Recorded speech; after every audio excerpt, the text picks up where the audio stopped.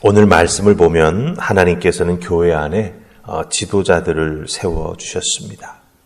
사명을 주시고 그 지도자들이 어떻게 교회를 돕고 세워나가야 하는가라고 하는 것에 대해서 사도 바울의 입술을 통해서 우리에게 알려주고 계십니다. 특별히 하나님께서 교회 안의 성도들을 말씀 양육과 영적 성장을 돕는 목적으로 지도자들을 세우신 것을 알 수 있습니다. 지도자들을 세운 이유는 다른 것이 아니죠. 교회 안에 믿음의 지체들을 영적 성장으로 성장할 수 있도록 또 말씀으로 잘 양육받을 수 있도록 교회 안에 지도자들을 세웠다라고 하는 거예요. 그러기에 오늘 말씀 속에는요, 지도자들의 본분 혹은 사명이 무엇인가라고 하는 것을 우리에게 알려주고 있습니다. 그리고 이 지도자들을 어떻게 교회가 도와서 교회가 든든히 세워지도록 해야 하는지 그것도 말씀으로 알려주고 있다라고 하는 것이지요. 그래서 오늘 주신 말씀을 통해서 지도자들의 본분은 무엇인지, 즉 오늘 말씀 속에 나오는 지도자의 모습은 어떤 것인지, 그리고 그 지도자들을 교회가 어떻게 돕고 함께 손잡고 나아가야 교회가 든든히 세워질 수 있는지 말씀을 통해서 살피면서 은혜 나눌 수 있기 원합니다.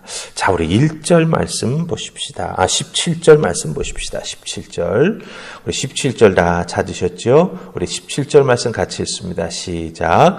잘 다스리는 장로들은 배나 존경할 자로 알되 말씀과 가르침에 수고하는 이들에게는 더욱 그리할 것이니라. 아멘. 17절을 보면은 두 가지 모습의 지도자의 모습이 나오는 걸 보게 됩니다. 첫 번째는 잘 다스리는 장로들, 그리고 두 번째는 말씀과 가르침에 수고하는 이들이다. 이렇게 되어 있습니다. 이 두 가지 모습이 다 동일한 장로인지 혹은 조금 차이가 있는 것인지는 학자들마다 차이가 좀 있습니다. 일단 우리가 있는 말씀 그대로 우리가 살펴보십시다. 잘 다스리는 장로들, 말씀과 가르침에 수고하는 이들, 이렇게 나옵니다. 우리 먼저 장로라고 하는 명칭을 보십시다. 이 장로라고 하는 명칭은 성경에 나오는 단어 사전을 찾아보면 그 뜻이 뭐냐 하면 귀한 경험을 가진 성숙한 남자를 뜻합니다. 귀한 경험을 가진 그냥 남자가 아니라 성숙한 남자를 뜻합니다. 그런데 이 단어가 신약 성경 곳곳에서 사용이 되고 있습니다. 그 신약 성경 곳곳에 사용되는 용례를 잘 살펴보면 귀한 경험을 가진 이 성숙한 남자는 하나님께서 각각의 지역 교회에 세워주셨고 그 세움을 받은 장로라고 불리우는 이 직분자들은 성도들을 돌보도록 하나님이 부르셨다라고 하는 것을 알 수가 있어요. 성도들을 돌보도록 하나님께서 부르셔서 각 지역교회에 세워주셨다라고 하는 겁니다. 근데 이 17절에는 장로라고 하는 명칭 앞에 잘 다스리는 이라고 하는 표현이 함께 나오고 있습니다. 이 잘 다스린다라고 하는 말의 뜻은 뭐냐 하면 다른 사람들 앞에 서서 그 사람들을 이끄는 능력을 가지고 있는, 그렇기 때문에 믿음으로써 교회의 다른 지체들에게 모범이 된다라고 하는 뜻을 가지고 있습니다. 그냥 단순히 나이만 먹은 사람이 아닙니다. 귀한 경험을 가지고 있는 자여야 하고 또한 성도들 앞에 서서 그들을 믿음의 모범으로 잘 이끌어갈 수 있는 그런 능력을 소유하고 있어야 된다라고 하는 것입니다. 그래서 이런 교회의 지도자가 성도들과 함께 손발을 맞춰서 교회를 세워나가고 교회를 위해서 헌신해야 된다라고 하는 것입니다. 그 다음에 두 번째 17절에서 우리가 발견할 수 있는 지도자의 모습이 무엇입니까? 바로 말씀과 가르침에 수고하는 이들이다라고 하는 표현이 나오고 있지요. 교회에서 하나님의 말씀을 가르치며 영적 양육에 헌신하고 있는 자들도 꼭 존중이 여김을 받아야 하고 그들이 교회에서 리더로서의 사명을 잘 감당할 수 있도록 교회는 돕고 또한 그 열매가 맺혀질 수 있도록 지원해야 된다라고 하는 것을 오늘 말씀을 통해서 우리가 알 수 있게 된다라고 하는 것이죠. 그런데 하나님의 말씀과 하나님의 말씀을 가르치는 자가 된다라고 하는 것은 그냥 되는 게 아니죠. 하나님께서 말씀의 은혜, 그 깨달음의 은혜를 주셔야 하고 성령님께서 그 깨달음과 은혜를 잘 가르칠 수 있도록 은사를 주셔서 이 사명을 감당하게 하신다라고 하는 거예요.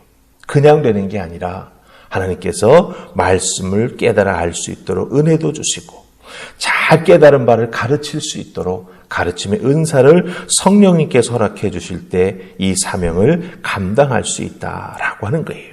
그러니까 교회에 세워지는 영적인 지도자, 잘 다스리는 장로, 또한 말씀과 가르침에 수고하는 이들이 함께 세워져서 주의 몸된 교회를 섬겨 나아갈 때 주의 몸된 교회는 든든하게 세워져 나아가고 교회의 사명을 감당할 수 있을 뿐만 아니라 죽어져가는 영혼들을 향해 손 내밀 수 있는 귀한 우리 주님의 몸이 된다라고 하는 것입니다. 교회는 말씀이신 예수 그리스도의 몸입니다.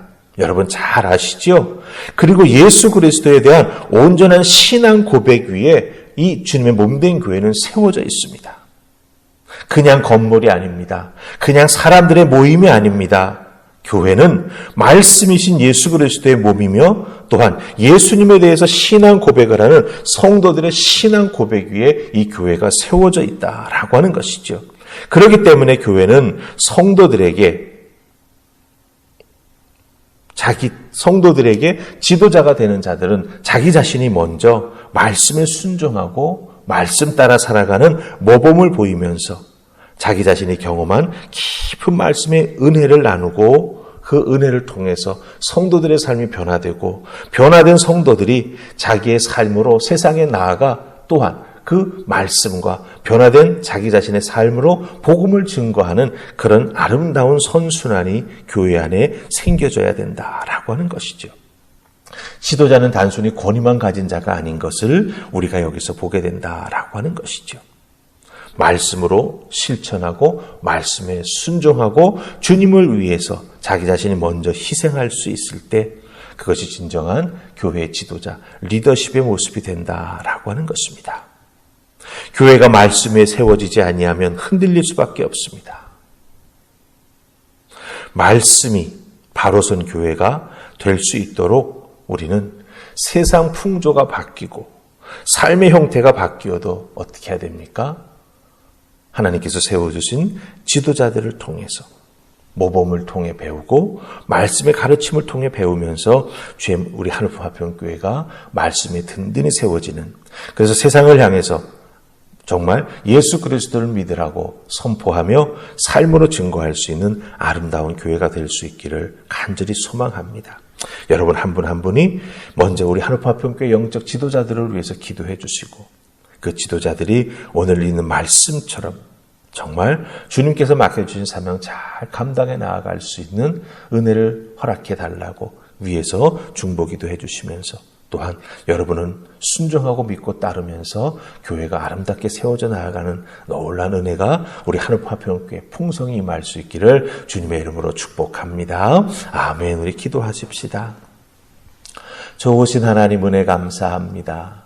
오늘도 주신 말씀 통해서 우리 하늘품 화평교회 세워주신 하나님의 영적인 지도자들을 위해 기도합니다. 하나님께서 주신 놀라운 직분이며 사명입니다.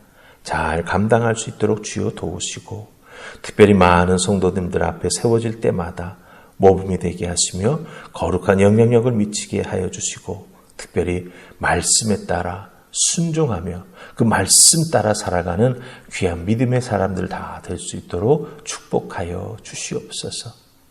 오늘 주신 말씀을 통해 주의 몸된 교회가 더욱더 든든히 세워져 나아갈 수 있기를 소원하옵고 예수님 이름으로 기도하옵나이다.